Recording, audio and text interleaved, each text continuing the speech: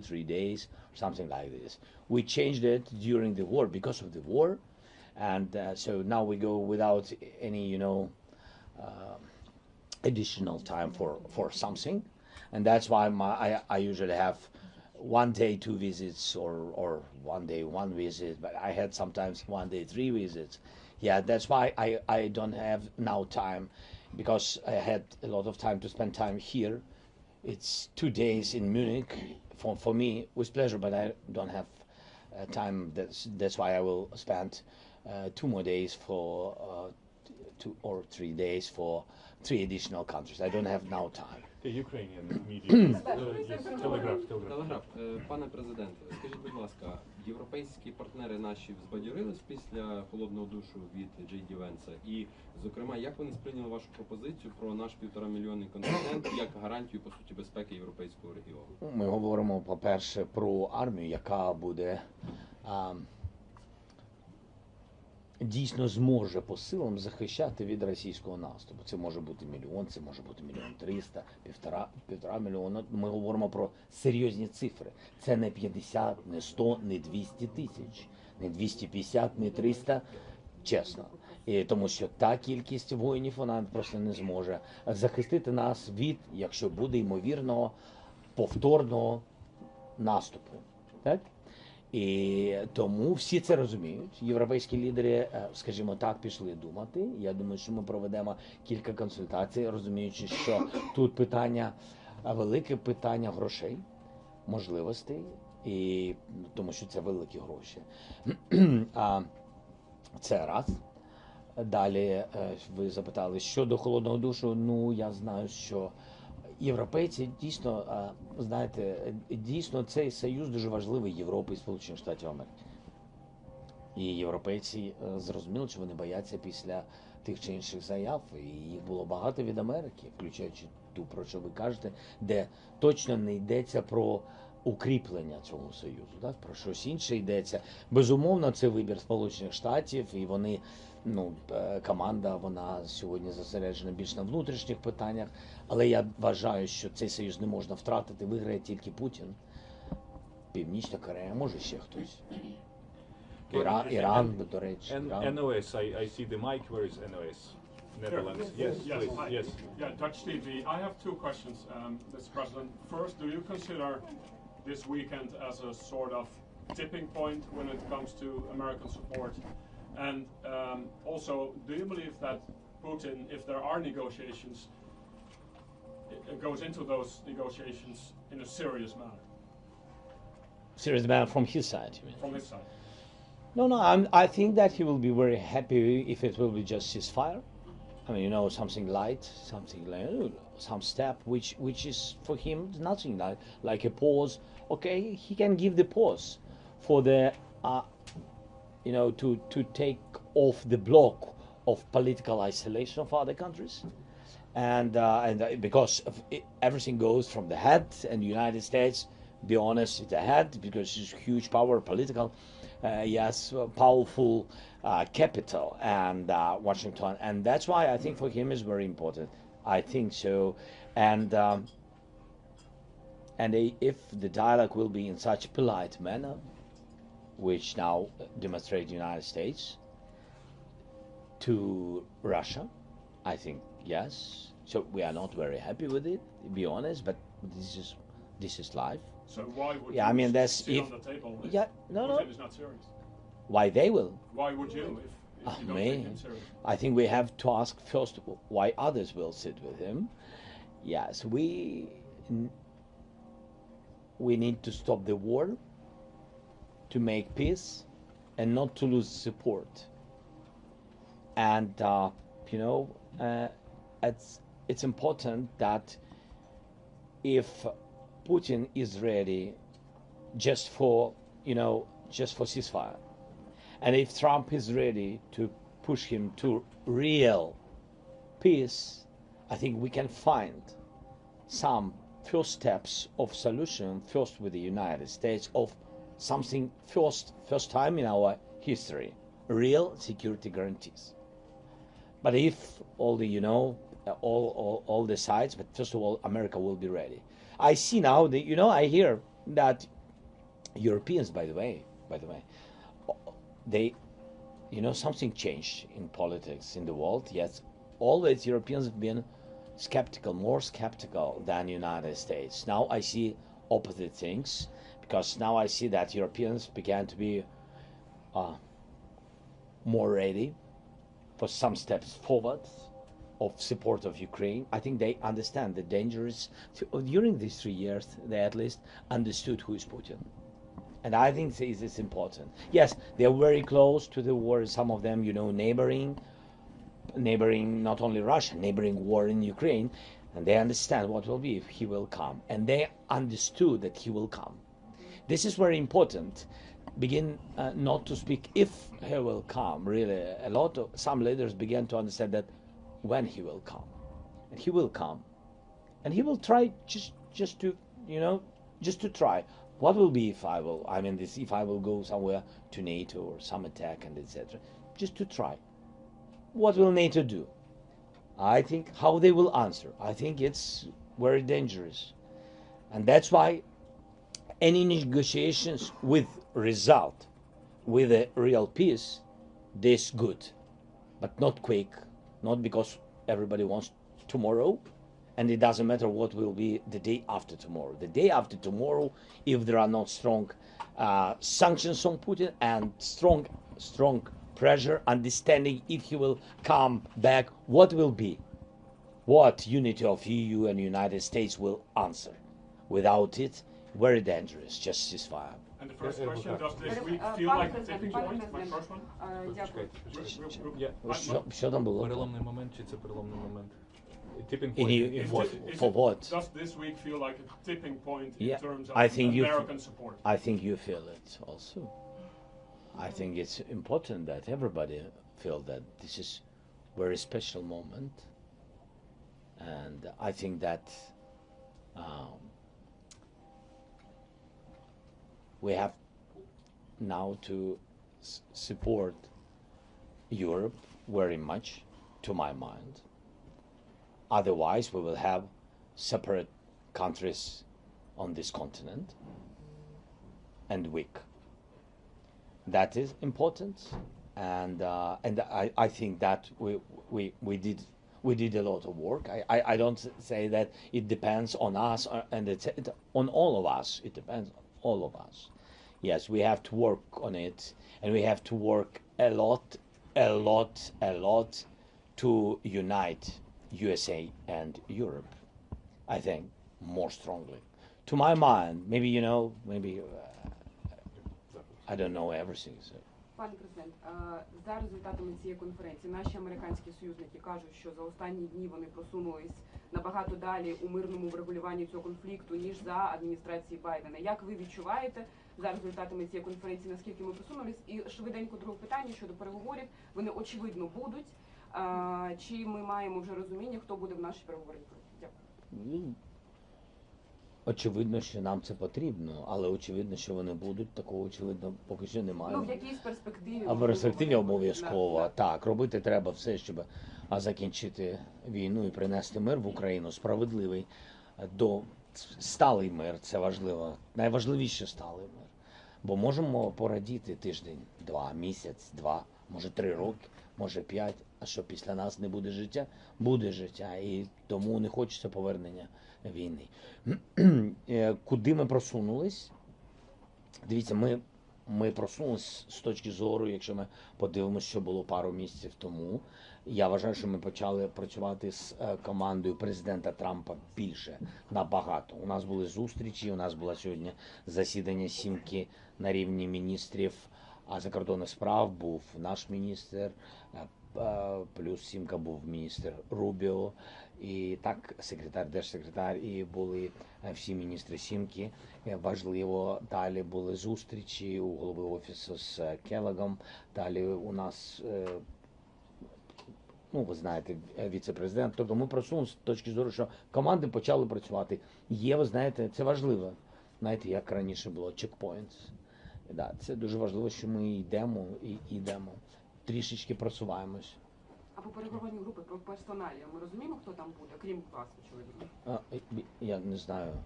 Ну, реально, ми ще про це не говорили. Це щось друкують в медіа. Я побачив, що хтось каже, що буде в Саудівській Аравії зустріч на рівні. Да, да. Навіть наш прапор поставили. Фотографію. Якісь пірати? Ні, прапор хай. А? Пірати, якийсь піратський прапор. Я не знаю, що це, чесно. Я думаю, що це. Ну, я думаю, що мені здається, всім потрібно звикнути, що не можна просто, знаєте, як сказати, завтра там і Україна там сидить. Як це раніше багато років було. Ми тут великі, ми вирішуємо, а ми вам скажемо куди.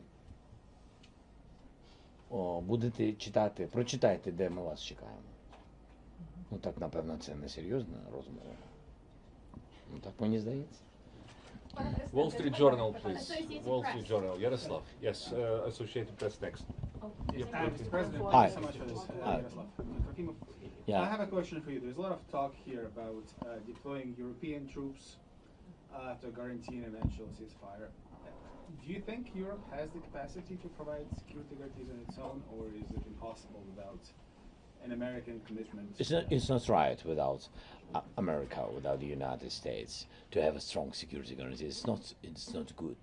It's not, I think, correct, and it's not very strong without the United States to do security guarantees and to have some troops on the borders or somewhere on the front line, on the contact line, in some cities. This in the water, like I said, it was. I'm sorry that. Like some person from the United States said that we are not sure that we are ready for boots on the ground. And I said, and what about ships on the water? Yeah, so who knows in what case it can be? Yes. So we have to work on it. But I think this is very important. If it's security guarantees and troops, it have to be from this unity. From United States and European partners, of course, who wants. But within the United States, I think it's weak, and it's not enough. We have understanding the number. I will not tell it if it's possible. The number of such troops, because you said exactly very, very correctly that. Are they capable? To have without the United States enough troops? I think this is the answer. Yes, without the United States, not, I think so. For today, but the life is changing, so for today. Okay? Ukrinform, then Associated Press, then DP. Дякую, Укрінформ, Ольга Танасійчук. Дякую. Сьогодні ви сказали, що над стосунками з Білим домом відносинами ще треба працювати. Рідкоземельні метали ви вже згадали, в принципі, які ще ви бачите питання, мабуть, не проблеми. Чи піднімалися під час, все ж таки було багато зустрічей тут, в різних форматах, скажімо, чи піднімались питання активно виборів і зниження призовного віку до 18 років? Виборів ніхто не піднімає це питання, якщо чесно. Піднімає Путін. Іноді є голоси із Сполучених Штатів Америки, але на високому рівні ніхто не піднімає. Всі розуміють і наш закон, що це порушення закону, а найголовніше, що це можливостей немає. Дуже складно. А ви розумієте чому, в принципі, чому. Ми розуміємо наслідки всього цього, чим все закінчиться, ми чітко розуміємо, і для чого це потрібно і для кого. А призов? Щодо призову, всі почали розуміти, що з'явився контракт. Мені здається, це було дуже правильний, вірний крок з нашого боку. Це такий, знаєте, правильний крок, коли ти, як то кажуть, не бусифікація, так? І не цей виклик, який іноді буває, але дуже серйозна історія, коли пропонується контракт молодим людям, і якщо вони самі по собі хочуть, то вони приходять. Це дуже зрозуміло, до речі, американським партнерам, тому що у них вся армія контрактна, так? І це їм зрозуміло, що тут пропонується контракт. Хоча, я хотів би вам сказати, так як ми, цю війну ніхто не розуміє. І всі наводять приклади, ось наш батько або дідусь, в залежності від віку людини. Ми говоримо з сенаторами, тощо говорять, ось тоді, коли була А там мобілізація, молоді люди, 18 років, мені здається, по закону Сполучених Штатів 17,5 навіть, щось таке можуть. І ось тоді молоді люди, і вони воювали, і вони йшли, і тощо. Ну, ви знаєте, що ця війна реально, ну, не людей, ну реально, ну я маю на увазі наших людей, це головне, але якщо чесно, перевага ж не тільки в людях, так, перевага передусім в цієї зброї, в технологіях. Вже навіть ніхто не каже про там важку зброю, про перевагу в танках, всі говорять вже про дрони, зрозуміло. Війна змінюється. І так само я їм сказав, так, є контракти на молодих людей, але давайте пожаліємо. Давайте трішечки подумаємо, давайте все-таки подумаємо, як технічно. І ми тут з вами говоримо про ATACMS, рахуємо їх на десятки, хочемо мати розмову про сотні тощо. Тобто такого дуже багато. Associated Press. Thank you. The talks ended yesterday without the announcement of a deal on minerals. Yeah. What is the sticking point? What did the US propose? Are they trying to push you into a scenario where you give up your minerals, and did they offer any security guarantees? No, there are not very concrete things about security guarantees in this document. That for me is very important, the connection between some kind of security guarantees and some kind of investment. And I think that's even if it's memorandum, after that it can be the document, very serious and etc. This is the first step. But even in memo, you have to understand what you will do. And I think that yesterday we understood each other. I was happy that we understood each other with, especially by the way, because we had big teams with everybody, and everybody knew yesterday how to sign the documents. But I think that's important that Vice President understood me, that if we want to sign something, we have to understand that it will work and it will be very positive for both nations, and it will bring money and security. And I think it's very important. Otherwise, it's not a document, it's some political new things. You know how many papers, I don't know how many your country, but our country, we signed a lot of different papers. But I don't want to sign paper, I want document. What was the problem with what they presented? What was the issue with what the Americans showed you yesterday? It's not in our interests today, not in interests of sovereign Ukraine.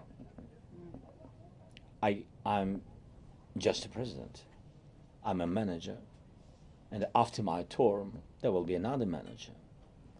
And these resources, this is not mine, of our people, and I'm a guarantor that these resources will have our children with all partners, players, make profits, make business, is open for your companies, in some cases exclusive to your players. We are strategic partner, and that's why we trust American people, and some European countries who helped a lot. It's about it, but it's not mine. I'm not the take, give, and that's no. It's very serious things. Okay. DPA. Mr. President, since we are in Germany, do you think Germany has to take a bigger role in supporting Ukraine? Very big. Now that Trump is in office, do you think they have to take a bigger role? And do you hope to get the Taurus missiles when Friedrich Merz becomes Chancellor in Germany? I think this is about the sovereignty of Germany. Your big support, we are very thankful, doesn't depend on who is in office in Washington. And I think that's you was the second after the United States, and we are very thankful, Germany, really, very big support. Maybe not very loud, there are some countries who are not on such high places of support, but they are very loud. Anyway, we are thankful for everything. But Germany really is not loud, and never been very loud, but always was very pragmatic and very helpful. The second place of the nations. You know, dozens of billions. It was, I don't remember, 27, 28, something like this. Very big package during this war. Very great Irish air defense. And Patriots, of course, we're very thankful to the United States for Patriots, but we've got 3 systems from Germany. So I'm very thankful. But do you hope on Friedrich Merz now to get Taurus? Do you think You know who will win? Yeah? he will win? Yeah.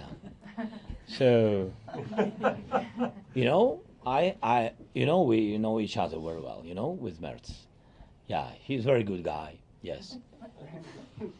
And I had a meeting today with him and with Scholz. Which one was better?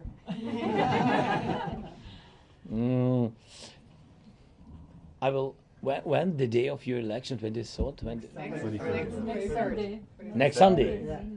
I will tell you on Monday. Okay.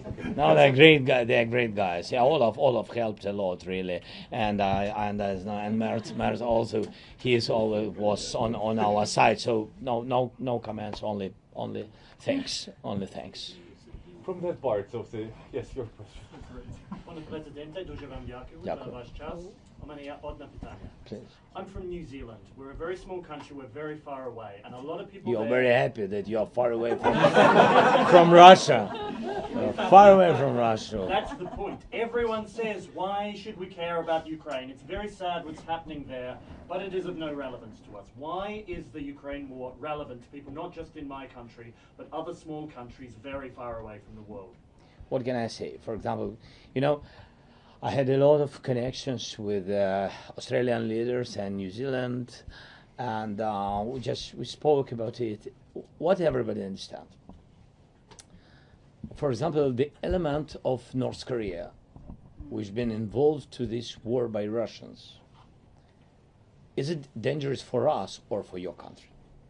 I don't know for whom is more dangerous, because that what we see, the North Korea, they learned a lot of knowledge, and they have a big experience how to use missiles, long distance drones, electronic warfare, modern electronic warfare, another war.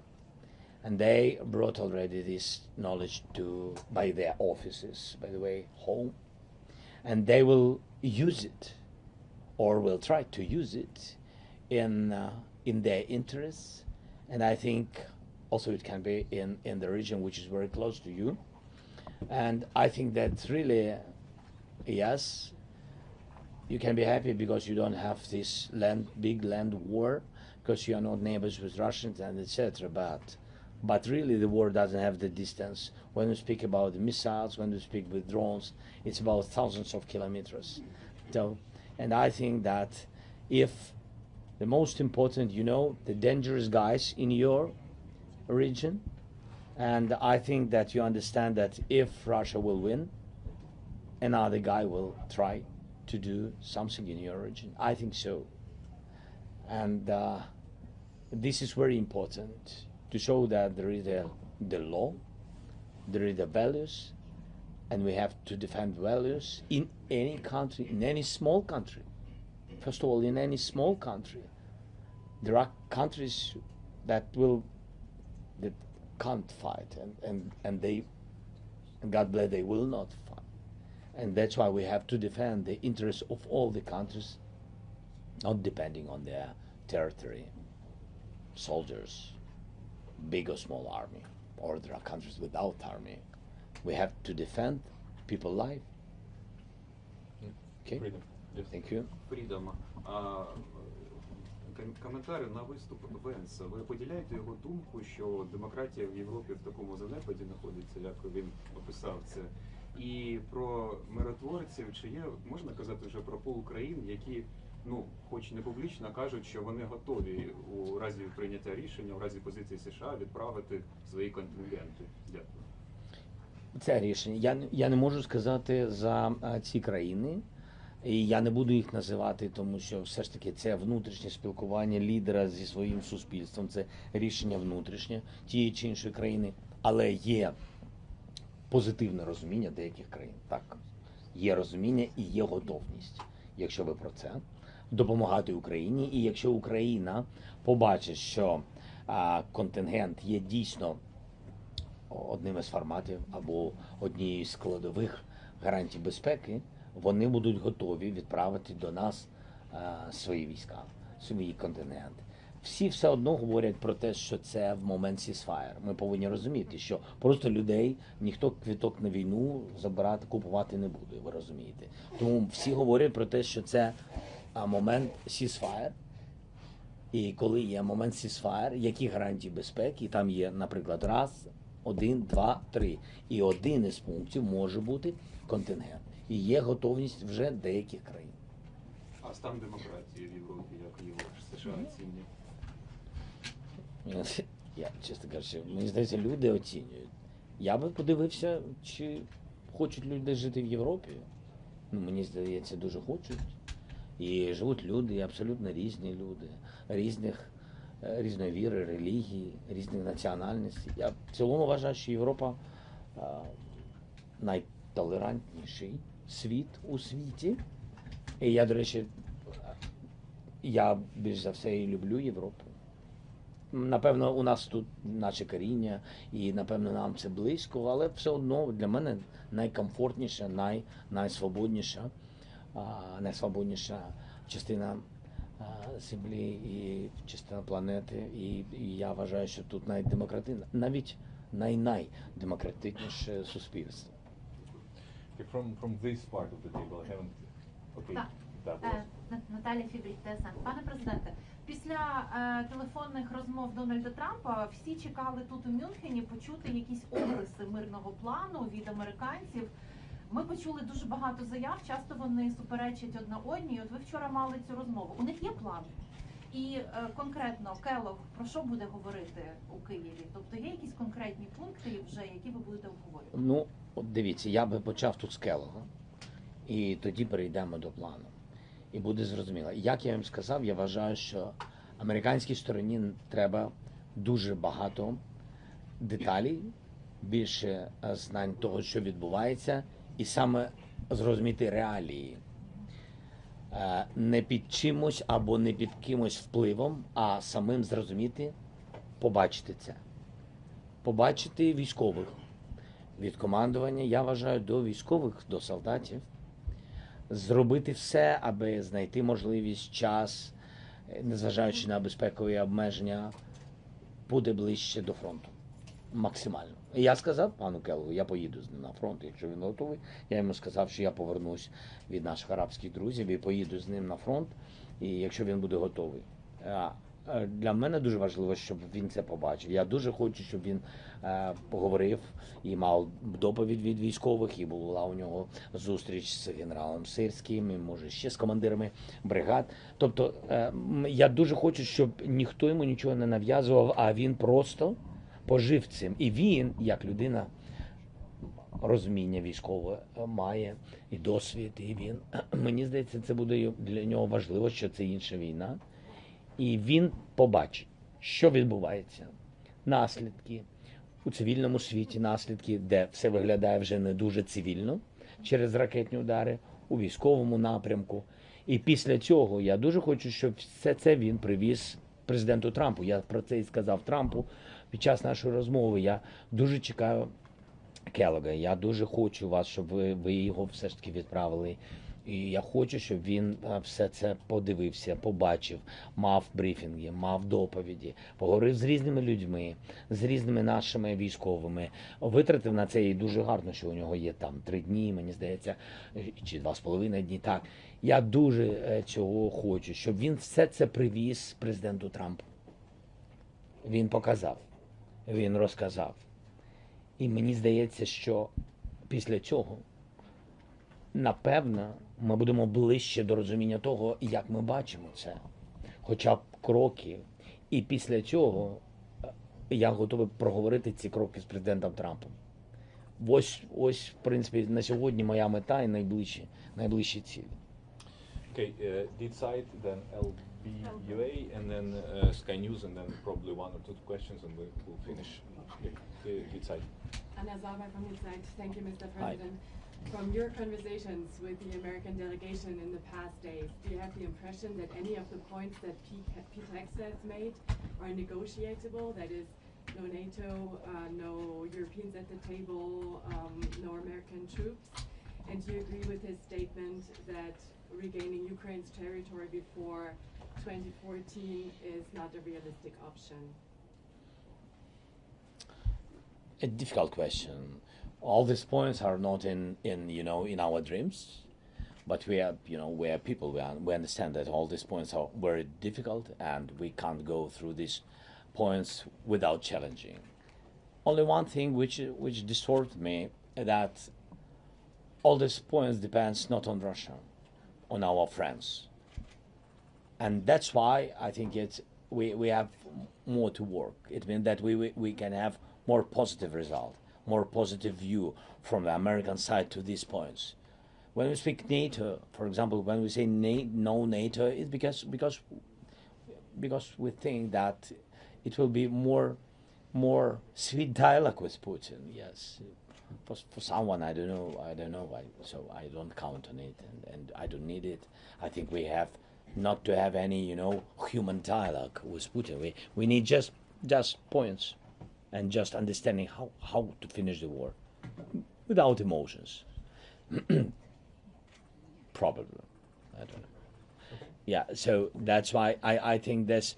But we need to understand what these points what will be the price of these points. As I said about NATO, the cheapest way, the quickest way, the cheapest, the more successful way to the ceasefire, which will work, really work, and which will give security guarantees, real security guarantees, and which will bring all of us to diplomacy quickly, because we understand what does it mean. NATO, Russia understand, United States. So everybody is in one boat, even with Russia, you understand? Yeah, that's why I think it's the most cheapest and quickest. If really we understand that we want to finish this war as quick as possible, but alternative, as I said, alternative. Just look, what does it mean NATO? Number of troops, what security guarantees, training missions, money, and etc. Okay, if not this, the question is who will pay? I mean, who will pay 1 million army? Approximately. Who will pay? Now we have 40 billion deficit, as I said, to all the partners. 40 billion deficit in our budget. 40 billions. Army 800 plus 800,000 our army. Where we'll have this money? Where we will get? Who will pay? and of course, if it's not NATO, then we go to air defense very quickly. The first my question will be, good. Let's begin not speak about boots on the ground, just where America can help quickly. Patriots, systems. 2025, who will give us? If during the war, if during 3 years we didn't get such huge number. So yeah, that's all about the price of security guarantees. And when we speak about the Russian assets, and we have questions, but we have very quick answers. And we can say that North American money, good, give us 250 billions, which are here in Europe, frozen Russian assets. No answer. Okay, Elbe. Пане президенте, ЛБ, два коротких запитання. В умовах, коли Білий Дім ввів санкції проти Міжнародного кримінального суду, чи буде Україна домагатися надалі притягнення до відповідальності Росії за вчинення воєнних злочинів? І друге, у своїй промові в кінці ви зазначили, що Росія навіть з Молдови частково вивела свої війська. Розкажіть технічні деталі, як вам це вдалося, і наскільки там зменшився контингент, і ця сусідня країна стала менш небезпечною для нас? Ну, там же ви знаєте, що частина Молдови, вона знаходиться під сепаратистами, так, чи можна сказати, але під контролем Росії в будь-якому випадку. Контингента там на сьогодні залишилось, ми вважаємо, десь 2,5 тисячі. І якщо чесно, я вважаю, що русських залишилось 1,5 тисячі, на нашу думку. Тобто кілька тисяч вони вивели, під час війни вони ж всюди брали, у них був дефіцит. Як виводили? А? Як вони виводили? А вони чому в Румунію? Ну а як? Україною виводили? Тобто з Молдови Через хтось заходив на Румунію. територію України? А я не знаю, чесно. А Не звідки можу ви вам знаєте, що сказати. виводили тоді? Ну, у нас є точні дані, скільки там було і скільки залишилось. Там було десь, там було 5,5 чи 6 тисяч людей. Залишилось набагато менше, які сьогодні в більшості своїй вони охороняють ці склади зі зброєю. Якщо ви знаєте, Ковбасна, так. І вони охороняють ці склади, а частину вони забрали. Мені здається, тоді, напевно, вони через Кишинев. Я думаю, літаками. Так, вони ж користуються цим аеропортом. Ну, користувалися, принаймні. І по МКС, прокоментуйте, будь ласка. Воєнні... Не можу поки що прокоментувати. В будь-якому випадку Україна буде робити все, щоб притягнути Росію до відповідальності. В будь-якому випадку. Okay, Дякую. Sky News, and that will be probably the last question. Please. Thank you. Deborah Haynes from Sky News. You had a clear message today to European leaders about the need for an armed forces of Europe.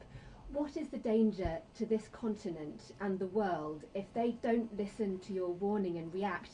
And in particular, can you talk to the people of Western Europe who've been lucky enough not to have to worry about war since the end of the Cold War and have really forgotten that all-of-nation resilience that obviously in Ukraine you know so well? I hope that our dialogues with leaders, these speeches, and then meetings like the second part after speeches, yes, to make dialogue basing on very concrete details about EU army or about contingents or about increasing the brigades, not only in Ukraine. I spoke when I spoke about big army, I said that I'm speaking. It's not about our contingents on our territory. Not only about it. I'm speaking about first of all your brigades. We know the number of brigades. What you have, mostly in Europe. We understand what does it mean, and I think it's important for all of us, because it's very dangerous if Russia has 3 times bigger army than all Europe. So I think this is the answer that is dangerous, because minimum now, when Putin is such person who is ready for such such steps, and who is ready for occupation. That's why. So we not only speak about it. I think we made a lot of progress. I think from the very beginning of the war, leaders, after all my visits, all our dialogues, they understood that they increased production. Yes, they wanted very much to help us with deficit of artillery or drones, a lot of systems, armed vehicles, a lot of things. But anyway, the production in Europe now 3-4 times bigger. Then I think what was important because of the war, what was important that all your leaders in not only in the East, in all Europe, they began to check what is in your storages and what quality, and a lot of things been destroyed, and that's really nobody understood what are the conditions with the army, what really will work, and what is just staying 10, 20, 30, 40 years. So this is also very important, but it's not enough. Then I think that a lot of new technologies, and we brought really to our partners, and that really how it will work, and you will not. God bless you. Will not any words, but I think that anyway, if it will be some challenges, new drones, new sea drones, a lot of devices which can change human people on the battlefield, and I think it's also important. This is global security. This is real. By the way, this is real security, which works. But it's not enough to defend yourself if Russia will go to NATO countries. And what you ask more? or it's enough. It was more just to speak to the ordinary people, because you said that the leaders are starting to understand. You said that you've noticed a difference in terms of their understanding of the threat from Russia. But it's like the people who choose the priorities in democracies. So what's your message to ordinary people that have forgotten what it's like to feel a threat as you feel in Ukraine? No, but look what's going on with us. And it will be in your countries if Ukraine will not stop Putin, and if these countries, Europeans, will not or will stop their support. Just look. So millions of people, migration, more than 8 million people lost their houses. They lost their husbands. Their husbands went to the front line. A lot of losses, human losses.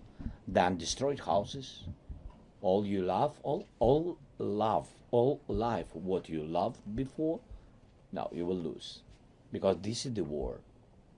And of course now, especially Ukrainian people, I know there are some cases with Ukrainians who are abroad, that there are some cases and some societies are not very happy that a lot of Ukrainians, but just sometimes just come and understand and look at them, and you can be on their place in a other country and think about it, what will be. So I think that Ukrainians